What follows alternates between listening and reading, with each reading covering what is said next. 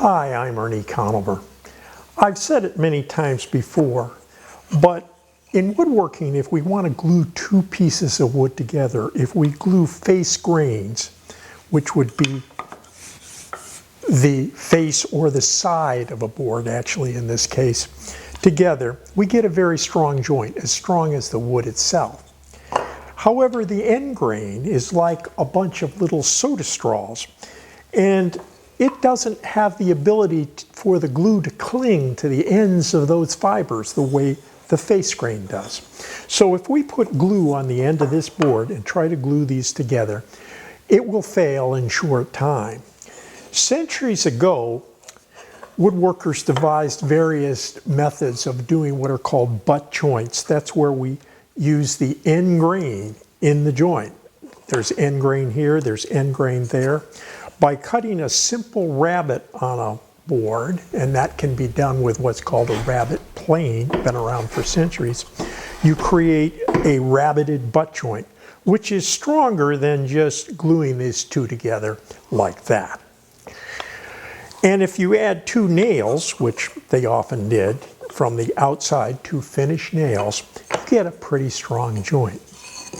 An even stronger joint is to cut a little dado across this piece and with a back saw or a rabbet plane raise a little tenon on that end, we get a dadoed butt joint, which is much stronger than a rabbeted butt joint.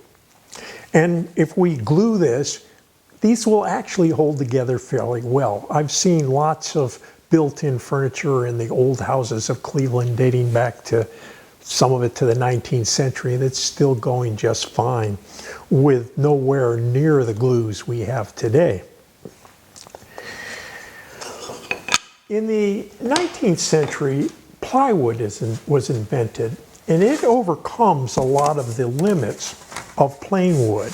If we take a piece of plain wood, it expands and contracts across the grain continuously as it loses and gains moisture. However, along the grain, it doesn't change much at all. In plywood, you take a center core, usually a little bit heavier, and then you lay two more thin sheets of wood at right angles to that, what's called cross banding. We now have 3 layers of wood. By gluing these together, the end grain limits these woods from expanding across the grain, and plywood stays dimensionally very stable. We could add 2 more plies on the top and the bottom, and we would now have a 5-ply piece of plywood. Plywood is always an odd number of plies because you have to have your center ply upon which the other pairs are built on. Today we enjoy some very high quality plywood. What is often called birch plywood is as many as 13 plies. This is 1/2-inch material that is 11 plies of pure birch with a melamine resin glue that makes it both waterproof and very strong. It is a wonderful material to make drawers and boxes out of. And we can make a special joint in this plywood with what is called a drawer joint cutter. It makes a joint that very much emulates our dadoed butt joint right there. Both halves of the joint are cut with the same cutter at the same setting in a router table.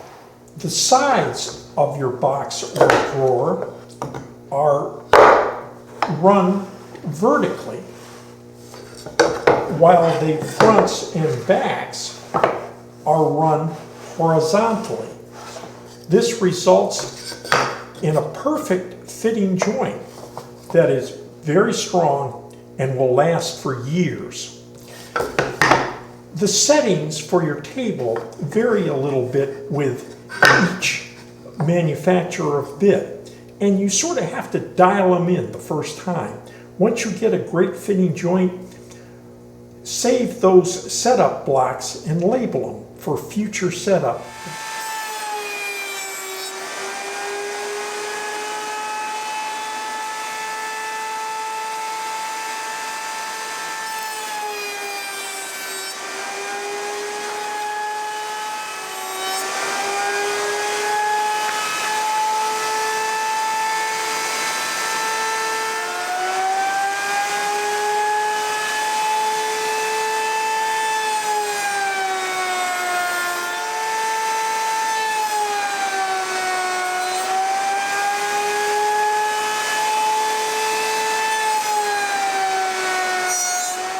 There's our finished drawer ready for glue up. After milling the joints, I plowed a groove in the bottom, a 1/4 inch groove, a 1/4 inch from the edge, and I cut a piece of 1/4 inch plywood to be the bottom of our drawer. Now it's time for glue up. I generally use Titebond Original in interior joinery like this. It's not going to be exposed to water, so this will work very well.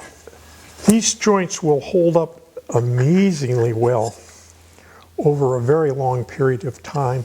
I have shop drawers behind me that have been in service for 20-25 years, open, full of heavy stuff, and do just fine. And I think one of the reasons it works so well is that the fit of these joints is just amazing because the two cuts are mirror images of each other. There we go.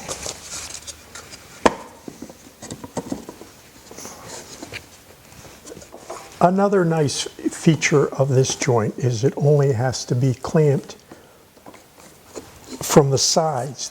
No pressure needs to be applied front and back. So we can simply put our clamps on.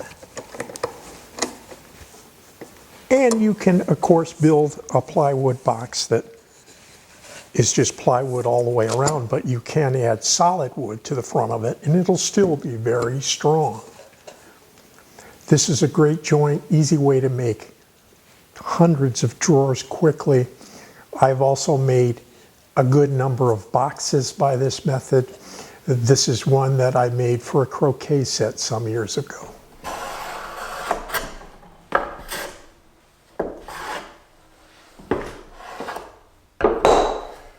There's our finished drawer. I've planed up the top and bottom to bring everything into perfect register.